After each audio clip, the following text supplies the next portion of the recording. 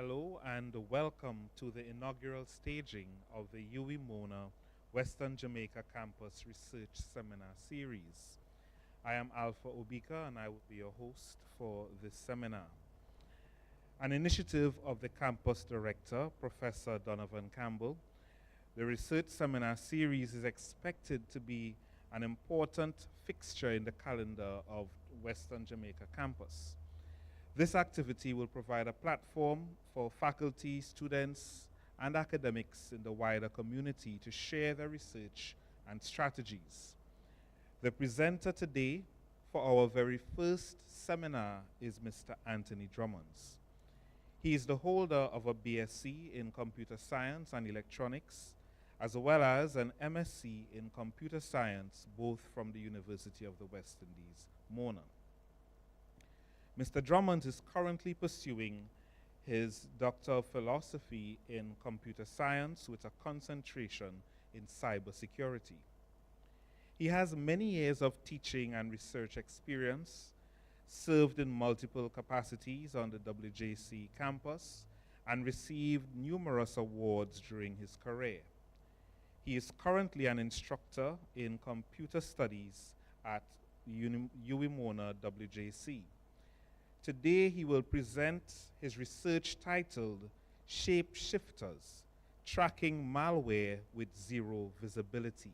This promises to be a very interesting presentation.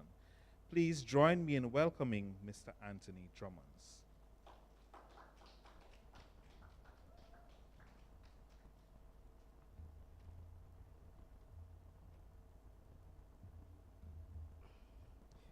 Thank you, Dr. Obika, for that introduction.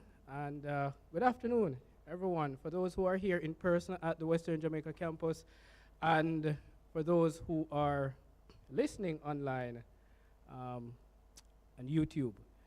Yeah, so today, I want to talk to you about, this title here, Shapeshifters, Tracking Malware with Zero Visibility, which it's something that I thought about doing just a few weeks ago, really.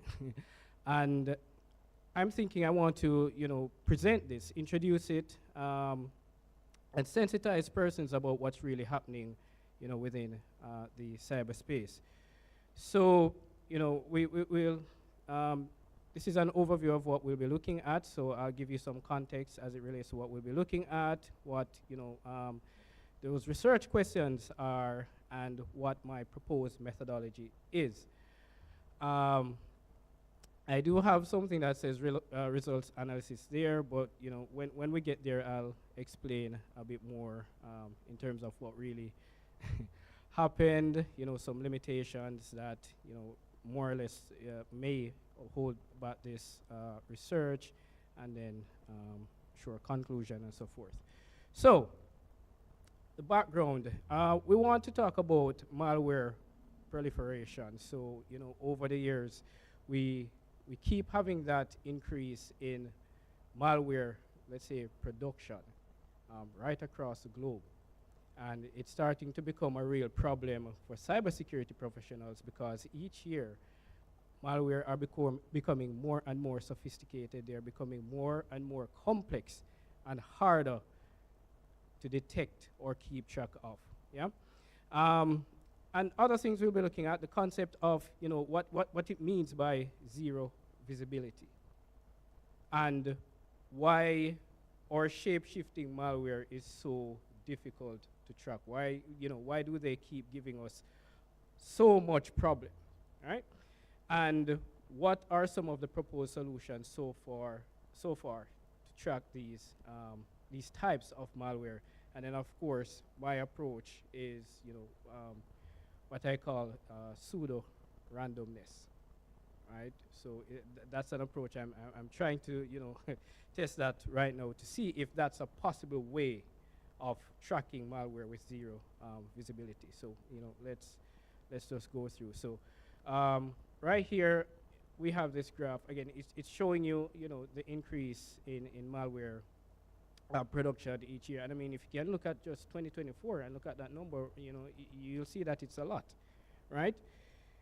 The rate at which malware is being produced, and I'm talking about new malware, so not just malware in general. So new malware, the rate at which new malware is actually being produced per year, it's going faster than we're able to keep up with them in terms of detection or creating solutions or software to detect these malware.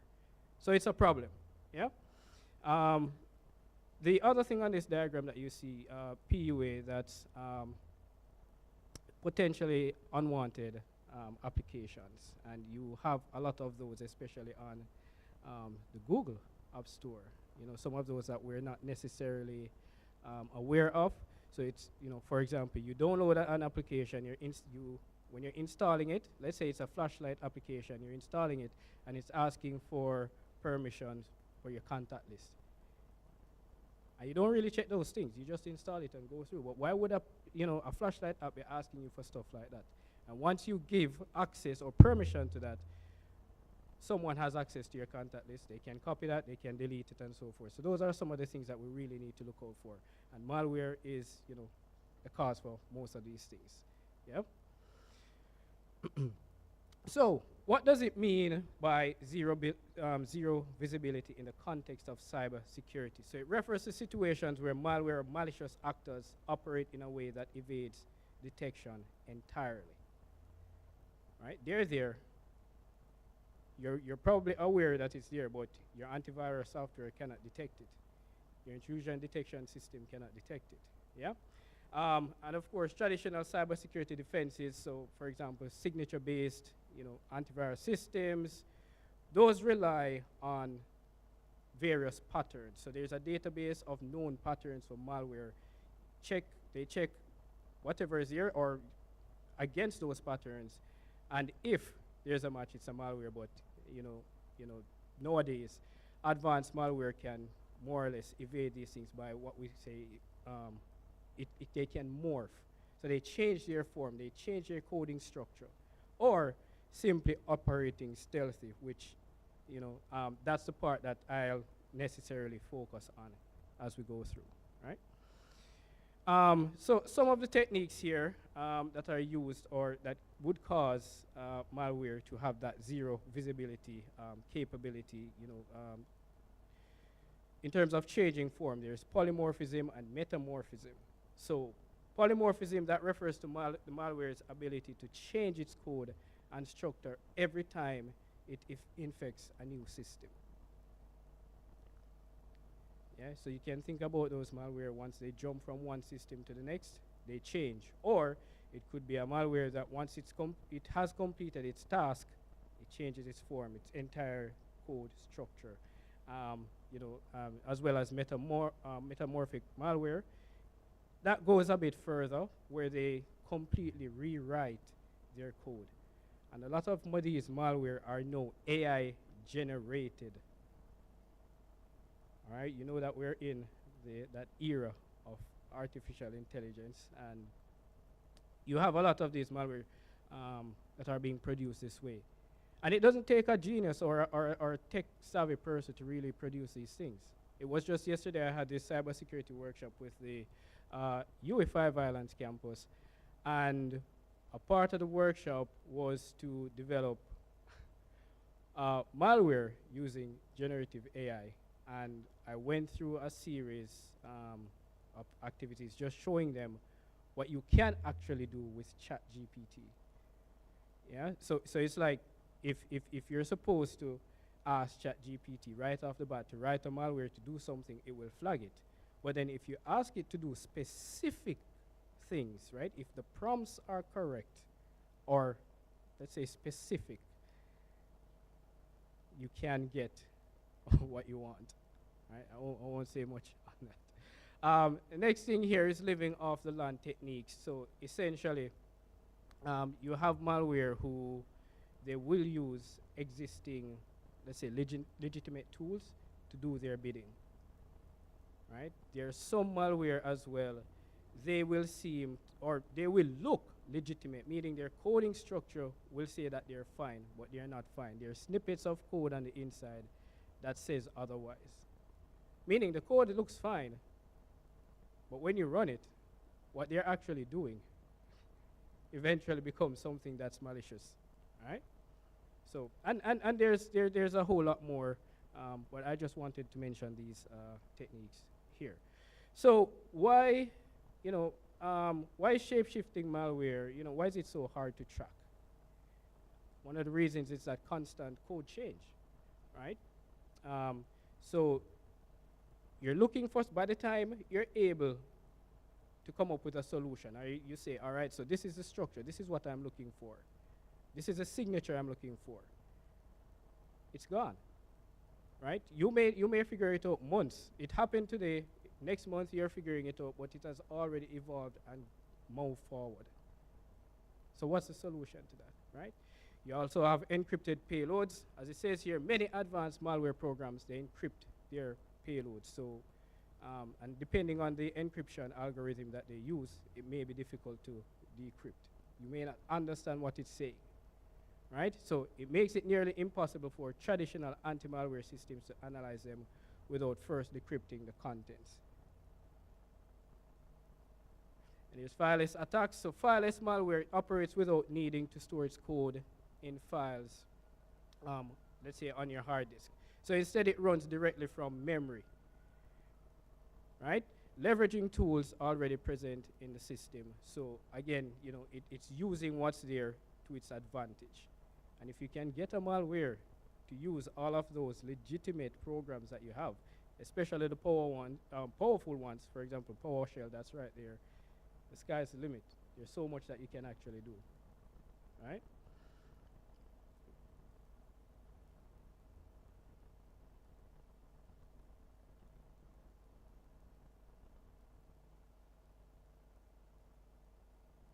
And yeah, I did talk about this last one already. So remember now, you do have AI that's actually generating malware, and because of that, things are moving faster than cybersecurity professionals can keep up. But in order to, to combat that, we ourselves, we have to use AI as well. They're tools, and that's what they're meant for. All right. All right. So the thing is now, how do we actually track malware? With zero visibility. The first thing is, it's based on their behavior, right? So you observe what's really happening in the system, and then you do a number of assessments. So you look at all the wrong things that aren't normal. You take note of those things, and then you make, informed decisions. There's threat hunting. So instead of awaiting on something to actually happen, you're actively checking. It's like having an antivirus program being, actively running on the background each time. Looking at the audience, I'm going to ask you a question. How many of you have an antivirus that's actively checking for things on your computer? We have no idea. All right. And one of the issues with that as well is there's some antivirus software, while it's running in the background, it's using up a lot of resources. And you know what it means if that's happening and you have Google Chrome open with a lot of tabs, right? That's all of your memory being used, especially if you're using an 8 gigabyte machine or so forth. All right, the next thing here is memory forensics. So you have a number of tools that you can actually use to detect these, these malicious activities, right? There are a number of forensic tools. I won't mention those as we go along, but cybersecurity professionals use them. Deception techniques, right? So those involve creating decoys or networks or files to lure malware into revealing itself, such as what we call honeypots. So you can actually set up what you call a honey farm, right? And it consists of a number of honeypots, and you're basically luring those malware to those honeypots so that you can study them. That's the whole point of them, right? So you have other deception techniques as well, yeah? But like I said, I want to look at this whole idea of pseudo randomness, and it refers to sequences or numbers of events that appear to be random but are generated through a deterministic process. In other words, what we're saying is if you have a series of if you want to generate a series of random numbers on your computer, we're saying those numbers, they appear random to you, but they are not necessarily random. Why is that?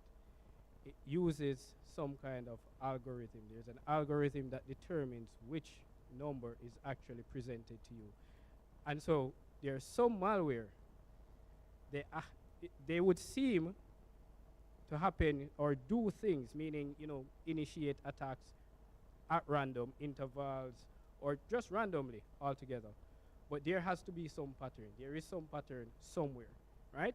And as I have here, different operating systems produce different randomness.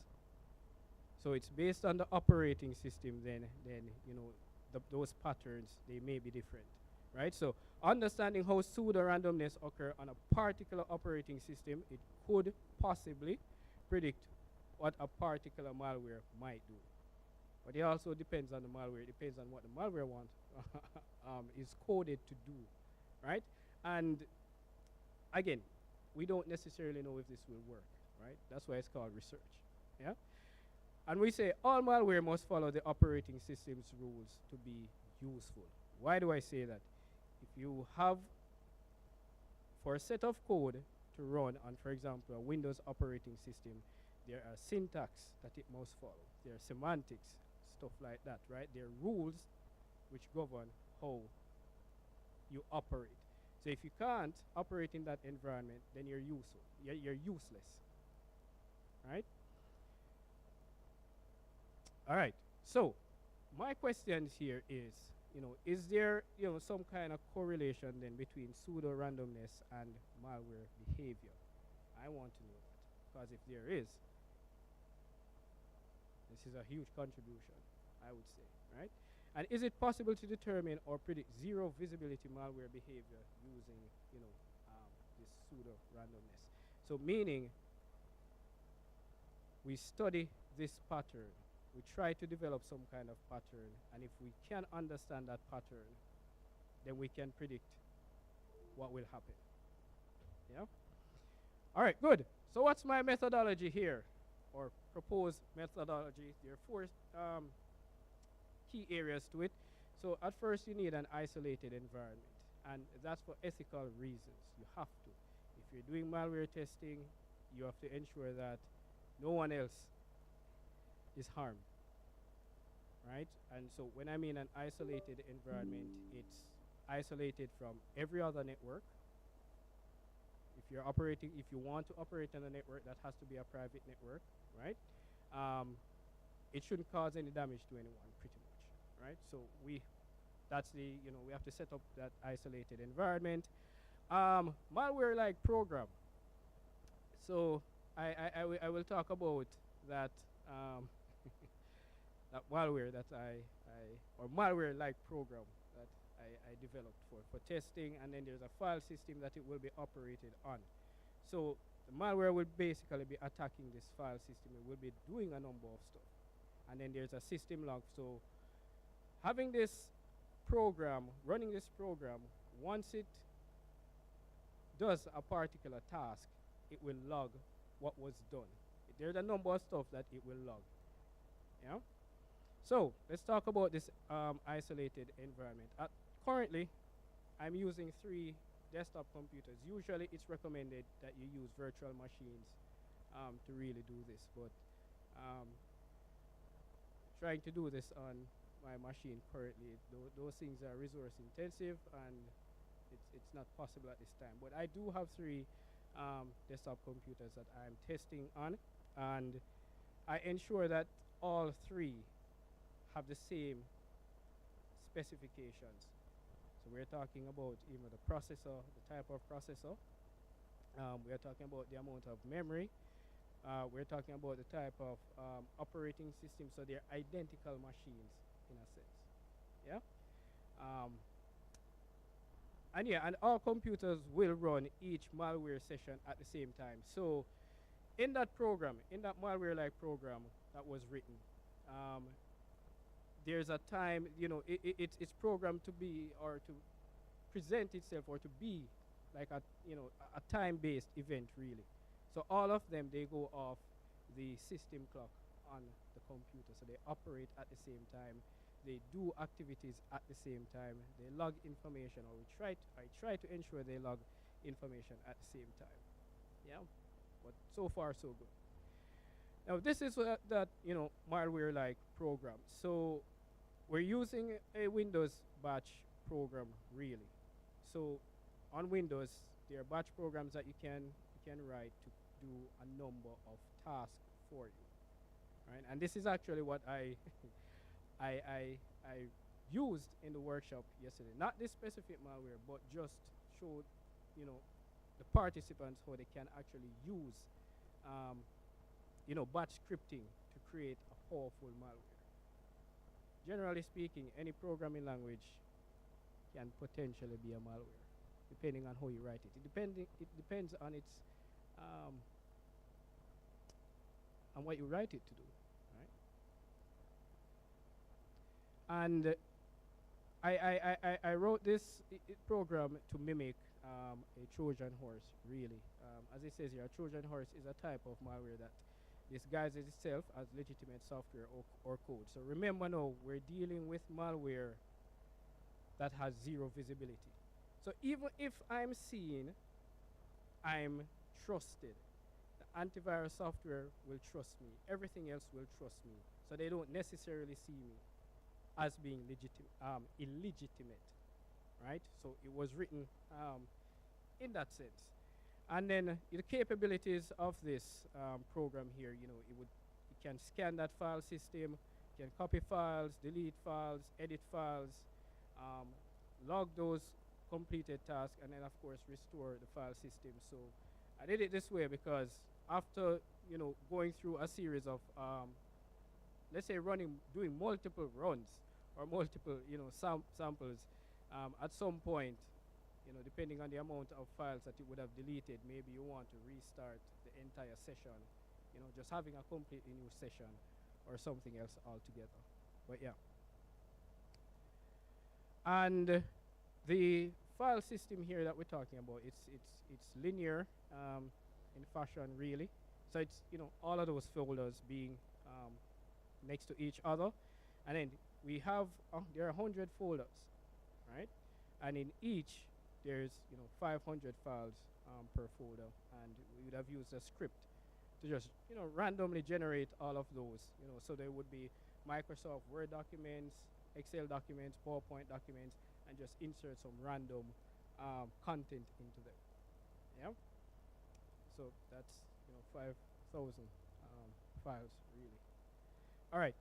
So this is what the system log looks like. So this is the information that the program would log after each task is run, right? So you have the session ID.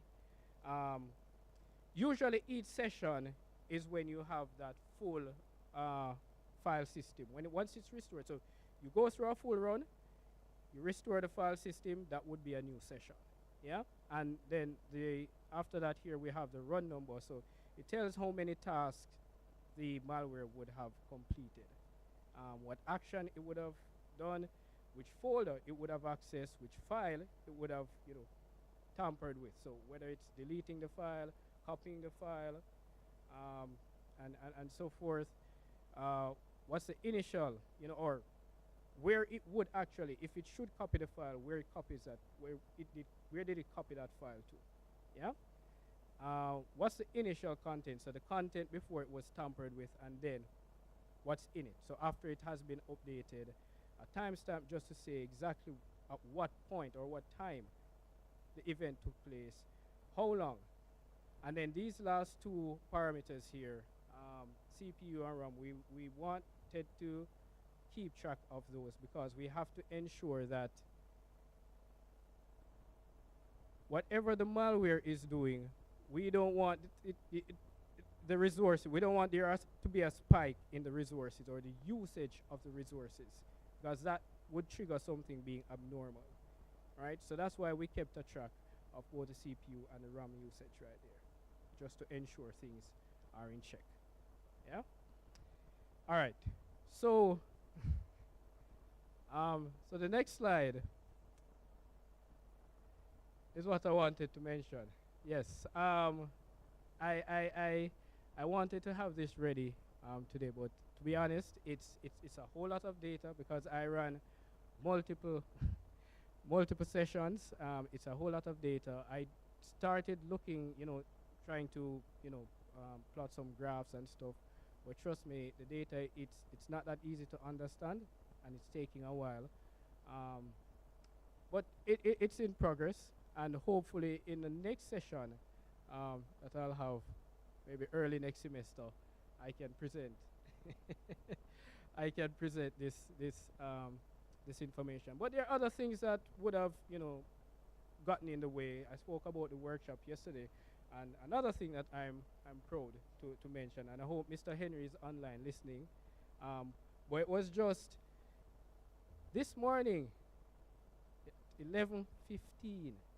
This morning, we received a message that our journal article was accepted. So so I'm very, very, very happy. So that's something I've been actually for the past maybe 2 or 3 weeks that we have been working on that. So there are those things that are things that would have gotten in the way, but it's getting there. It's getting there. Again, this approach is fairly new. Well, what I'm trying is fairly new, and hopefully we get something good coming out of it. But what are those limitations, though, or what I think are those limitations? And limited machines for testing, really, because eventually what I want to do is to have that isolated a network, really, that private network, something that's isolated, have at least 15 machines that we can actually do some testing on, because I'm thinking about moving at I want to do testing with botnets. A botnet is really a network of infected devices. So I'm looking to go that far. Maybe I have to take a step back and maybe look at mobile devices instead. Who knows? But we'll see. And I already mentioned here that the virtual environment, it's not suitable because of resource demand. You need powerful computers if you're going to create these huge testing environments. And then, of course, the file system that we're using, it's only linear at the moment, so we're not thinking about something that, let's say, that drills down into folders, having a folder in another folder and so forth. That could affect the results as well, right? Again, remember, we're talking about pseudo-randomness. So how random is it really, right? And I'm going to say, because there has been research that if you run these things for long enough, at some point they may seem to be producing the same values. So I want to see if at some point the malware on those 3 machines, at some point they will be, maybe, who knows, completing the same task, attacking the same file in the same folder. I don't know. We don't know. We just want to see, how far we can really go. All right. So yeah. So in concluding here, again, the data has not been fully analyzed, but we're pushing for that. Hopefully, we can get it done in a reasonable time. And the future work is to really present those initial findings and to determine if malware behavior can be studied using pseudo-randomness. Thank you.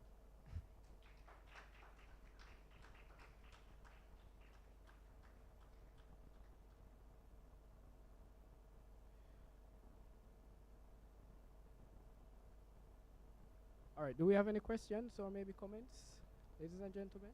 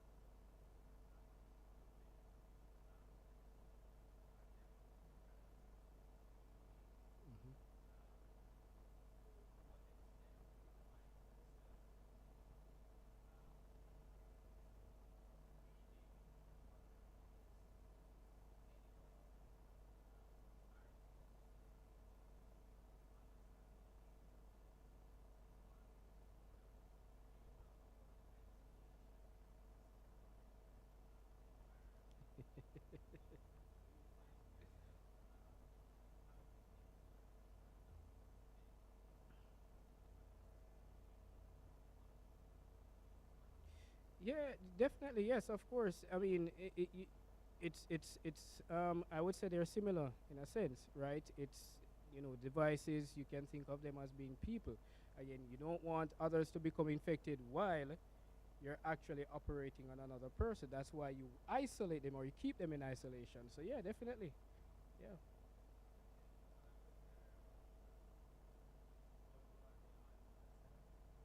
Hmm.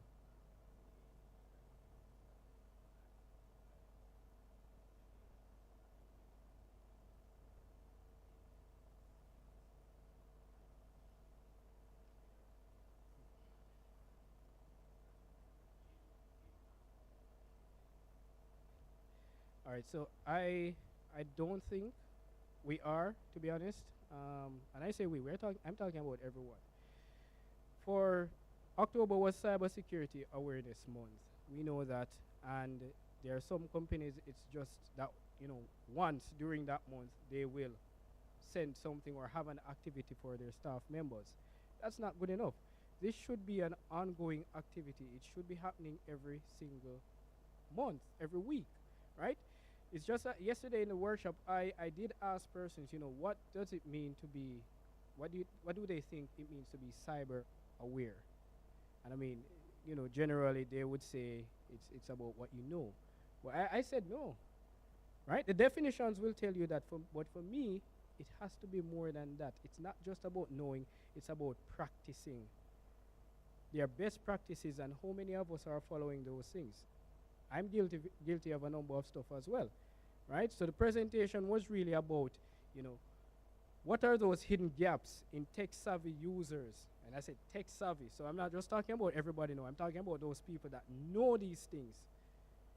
What are those hidden gaps in their defenses then? Why are they still being caught? Right? And I mean, there are a lot of psychological reasons behind it, but we're not necessarily practicing as we ought to in Jamaica. We're really not. How many times do we hear about these things? Maybe when, some kind of breach. Right, exactly.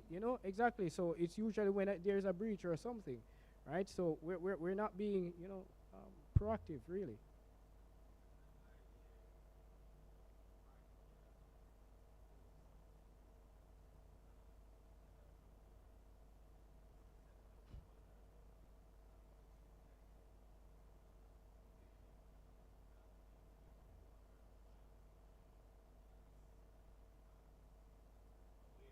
Yes.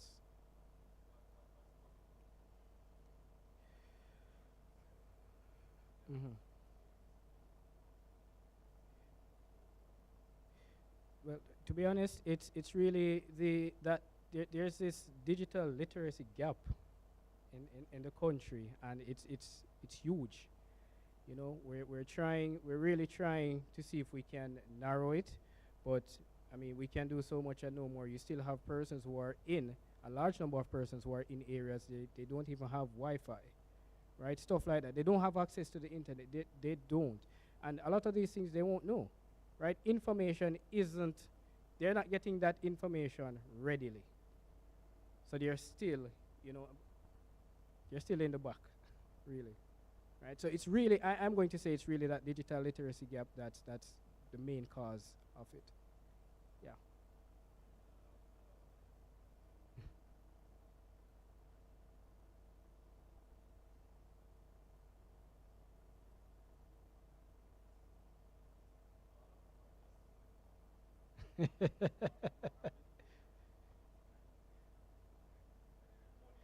Going forward.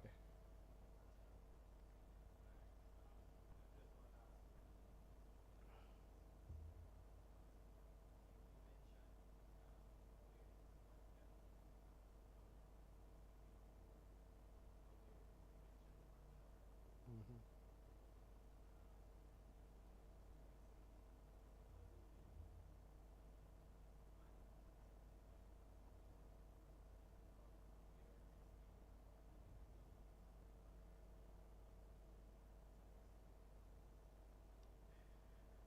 All right. So the question here is, what I believe, can be done to improve cybersecurity awareness.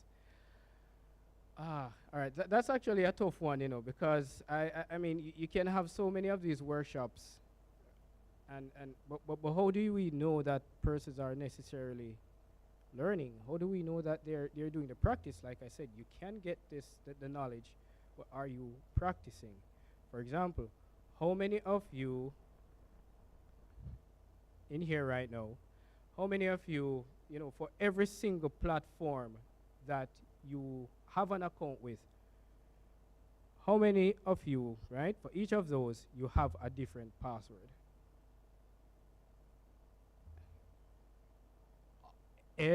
Everyone?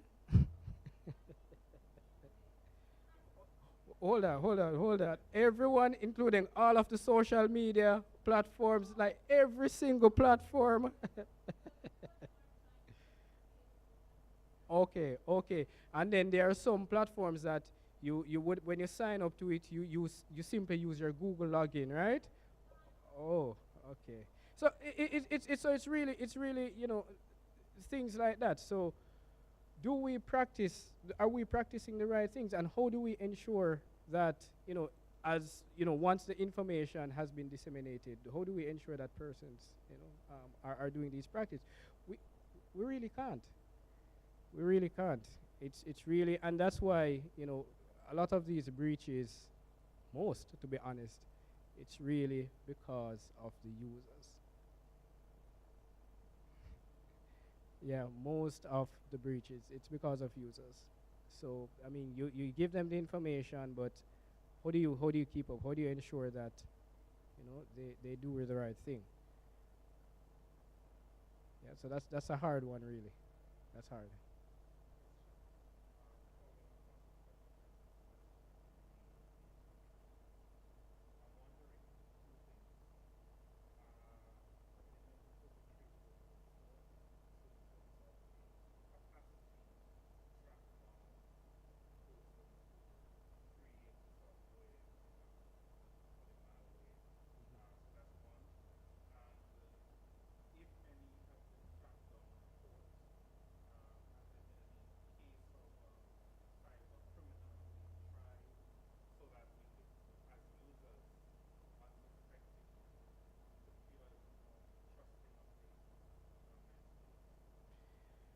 All right, so you want to know if, in terms of the breaches, if those perpetrators have been, or any, right, have been caught that I'm aware of,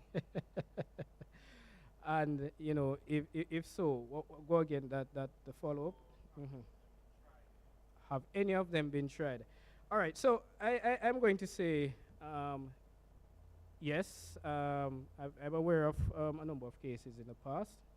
I'm going to talk about, or may just mention, the U.S. in particular. From time to time, they do um, catch on to some of these perpetrators. Um, but one other issue with it, though, is sometimes when these breaches happen, it should be, let me say, it should be a blessing to some of these companies, right? Because it's reported, right? And you usually have what we call bug bounties now. So if someone should find, a vulnerability in your system, in your platform, then you somehow award that person, right? And that's why we're so scared to do those things online.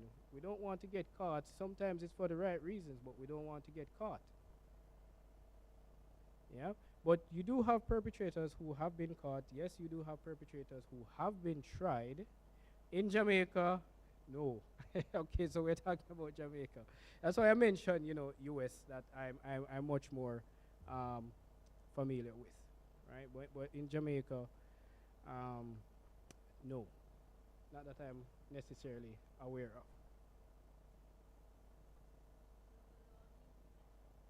Does the law need to catch up? Yes, and I believe there are, hence why we have that, the Data Protection Act now. So they are pushing forward. So I would say yes, they are. It takes time though. And we know that, policy making and stuff like that.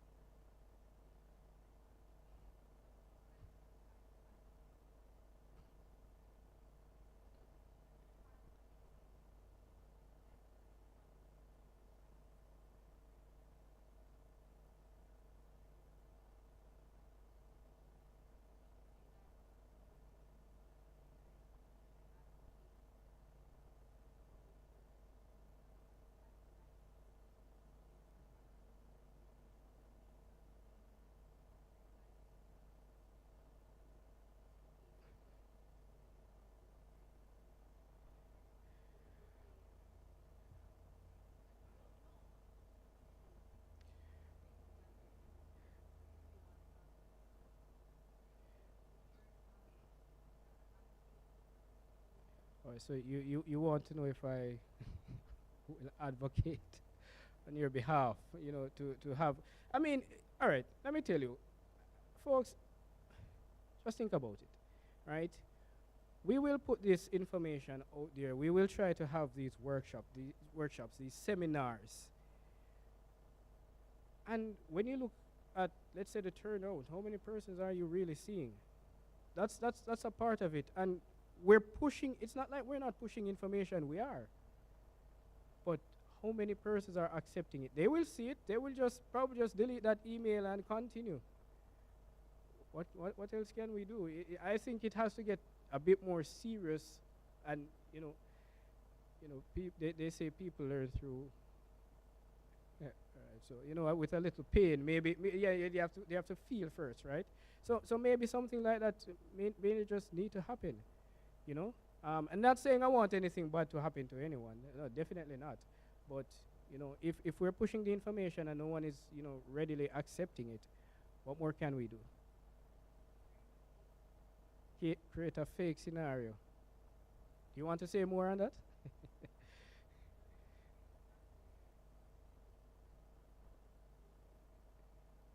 Oh, but at that point we might be going against what we're we might be going against our teachings, because that's what you call scare tactics, and we probably don't want to use that.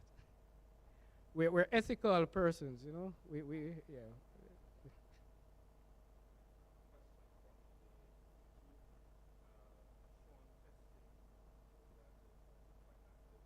Mm-hmm.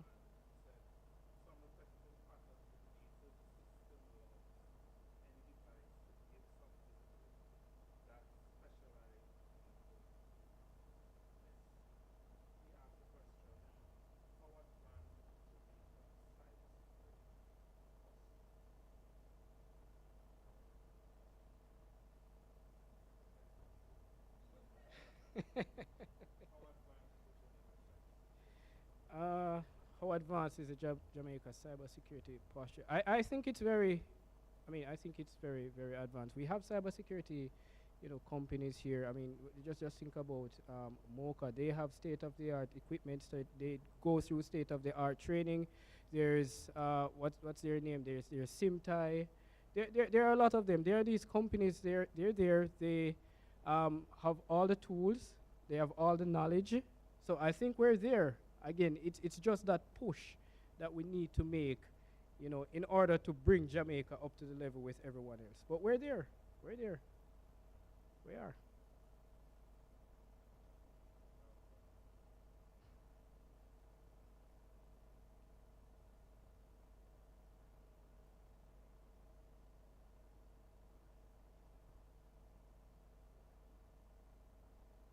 Right.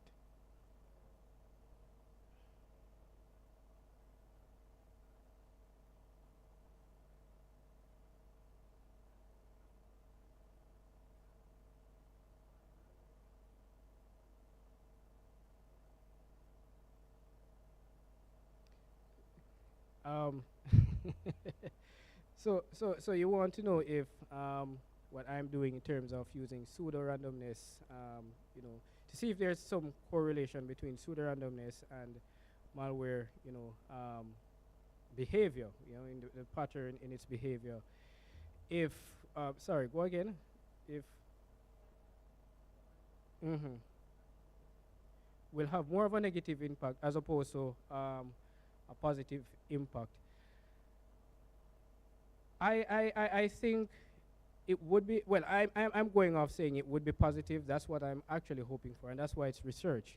I won't know until, so for example, I analyze this data, but I'm looking at it to be something positive, something that we can actually use to add to that pool of techniques that we have, so that we can, you know, catch up to that level where you have these, these hackers, um, and even advanced AIs that are producing malware. Hopefully, we can reach there. So I'm expecting it to give a positive output, really. What?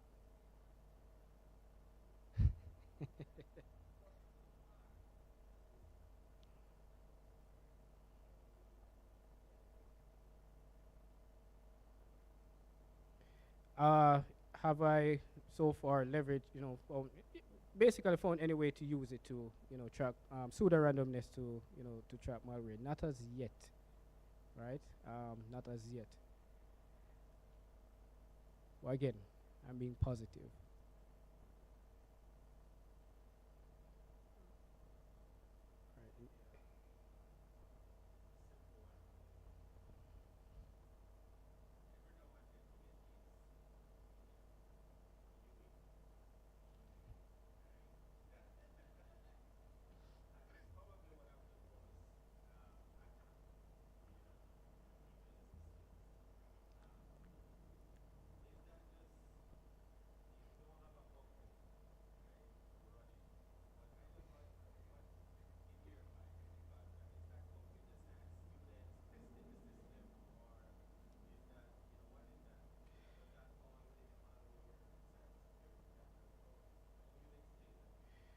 Right. All right. So this question is about the the continuous email phishing attempts we get in the UE Mona staff, the email system.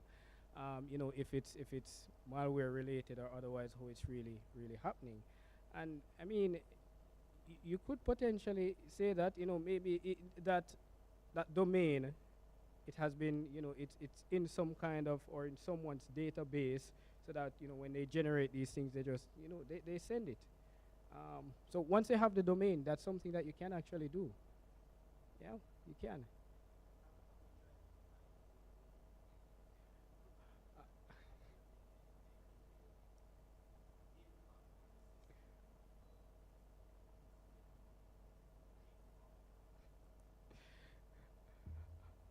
All right. No, no, no, no, no, no, no, no, no, no, no. It's not say to. All right. So the thing is, all right, in terms of that, whole email phishing stuff. Well, I have been saving them really. Um, I mean, say I want to do some kind of research. I have probably over 200 of them in my inbox right now. In one of those nice folders, chilling. I want to just maybe study them somehow. Maybe, who knows? Look at the anatomy of it. Maybe, who knows? Maybe we can, figure out where, they're coming from. But I can't really speak about, if anyone has been caught or if we know exactly where they're coming from. That's really MITS. So I can't really speak on that. Yeah, that's not me. Sorry. But yeah.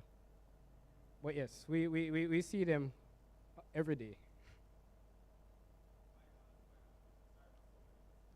No, no, that's fine. That's fine.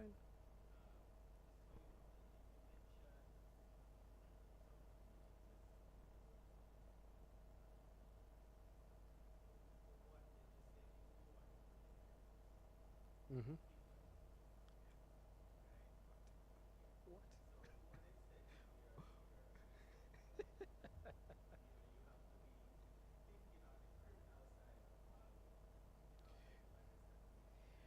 Right. So, I mean, in order to beat um, hackers, really, you have to be them. Yeah, yeah. So it's really, to understand, or to understand what the hackers are doing, to what extent, I would have, gone to maybe start to think like them, to do things like them, and so forth. And the thing is, you have to, right? So for the workshop, let me just use that. It was just yesterday, still fresh in my mind. What this malware, right? That I said, we can create is, let's say the first line of code in this file is to just shut down the machine, right? I say, all right, that's very simple. It's just shutting down the machine. Let's put another line in the code so that, when this person downloads this malware, as soon as it's downloaded, it shuts down the machine, right? And I say, all right, now the machine, it's off. They turn it back on, but I don't want them to do that. I want, as soon as they turn on the machine, it shuts off. So that's another line of code now. So it's going to be in that loop where, as soon as they download the file, the machine turns off, they power it on, but it shuts back down. They boot it in safe mode. So I say, all right, they can probably boot it in safe mode and check for the malware and delete it. But in the malware file now, I'm going to add another line of code that says, all right, check if the machine is booted in safe mode. If it is, shut down the machine. I can go further now, because they may want to remove that device and connect it to another, remove the hard drive, connect it to another device to remove it. So I'm going to say, all right, if this device is connected to a USB port, have the malware copy itself to the new device and then repeat the process. So rinse and repeat. So it doesn't matter what you do. So you have to think like that. Right? So that's just one example. You have to think like that. So as you say, yeah, think like a thief, and that's the best way to really protect yourself.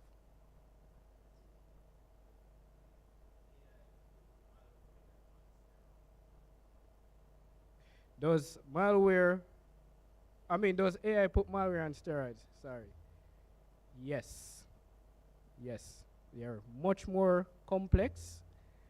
And yeah, so they're stronger, and with AI, they're being developed faster than ever now. So it's a problem. Yeah, it's a problem. All right. All right, thank you very much. Let's give Mr. Drummonds another round of applause. Excellent presentation. And it's almost like you left us with a cliffhanger as you preview to another presentation, because it kind of got us thinking there about the possibilities and the dangers involved in artificial intelligence. As if many of us in the developing world, were still lagging behind in terms of adaptation of technology. Digital literacy is a huge problem, and policy frameworks are still lagging behind in so many different ways. It's almost like hackers have a free playing field, running around and causing lots of problems. It's a lot of food for the research that you're doing, so I want to encourage you to continue doing that research. We need it urgently. All right. Let me also, on behalf of everyone here, extend congratulations to you on the journal article. It's not easy to do that, and so it's evidence that your work is being recognized in the academic community internationally. So, and best of luck with your studies as well. All right. All right, so ladies and gentlemen, you've been a wonderful audience. Not just you here, but also those online. And we know that over the course of time, many more people will come to view it. And we really want to thank you for being a part of the UWI Mona Western Jamaica Campus Seminar Series, the very first presentation delivered by Mr. Drummonds. So I want to express gratitude on behalf of the Office of the Campus Director here at the UWI Mona Western Jamaica Campus, to you, Mr. Drummond, our first presenter, and to all attendees for making this session a productive one. Please join us, is it next week? Next week for another exciting presentation in our seminar series. Thank you.